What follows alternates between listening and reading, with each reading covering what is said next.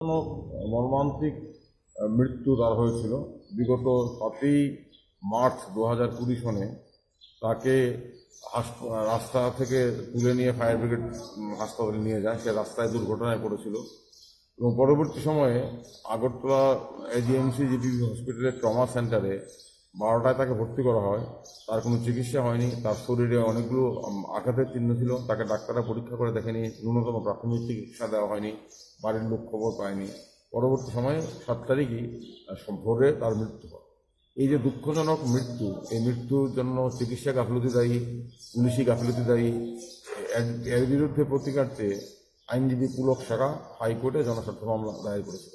সেই জনস্বার্থ মামলায় আমাদের স্পষ্ট বক্তব্য ছিল যে ভাস্করের মৃত্যু হয়েছে বিনা চিকিৎসা, তার জীবনের অধিকার কেড়ে নেওয়া হয়েছে। সরকার, হাসপাতাল কর্তৃপক্ষ সম্পূর্ণভাবে দায়ী এবং পুলিশেরও এখানে দায়িত্ববাহীন ভূমিকা রয়েছে। এই ঘটনার সম্পর্ক সরকারের তরফ থেকে ডেথ অডিট টিম গঠন করা হয়েছিল। সেই ডেথ অডিট টিমের রিপোর্ট এসেছে। সেই রিপোর্টে আমাদের বক্তব্যই প্রমাণিত হয়েছে, অর্থাৎ ভাস্করকে হাসপাতালে নিয়ে কোনো চিকিৎসা করা হয়নি।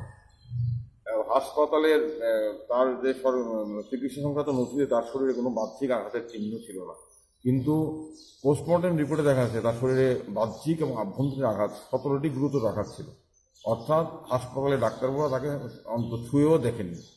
আমরা আদালতে মামলা করেছিলাম, রিট মামলা, আমরা ক্ষতিপূরণ দাবি করেছিলাম। উচ্চ আদালত আজকে শুনানি হয়েছিল বেশ কিছুদিন পূর্বে।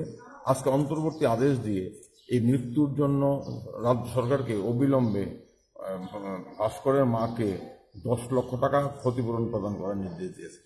এটা অন্তর্বর্তী আদেশ, মূল মামলা চলবে। এবং উচ্চ আদালত আজকে এটাও বলেছেন যে ভাস্করের মা পরবর্তী সময়ে আরও ক্ষতিপূরণের জন্য দেওয়ানি আদালতে মামলা করতে হবে এবং দেওয়ানি আদালতের মামলা করলে আজকে যে ক্ষতিপূরণের টাকা পেয়েছেন সেটা অ্যাডজাস্ট হবে যদি দেওয়ানি আদালত পরবর্তী সময়ে আরও বেশি ক্ষতিপূরণের নির্দেশ দেয়।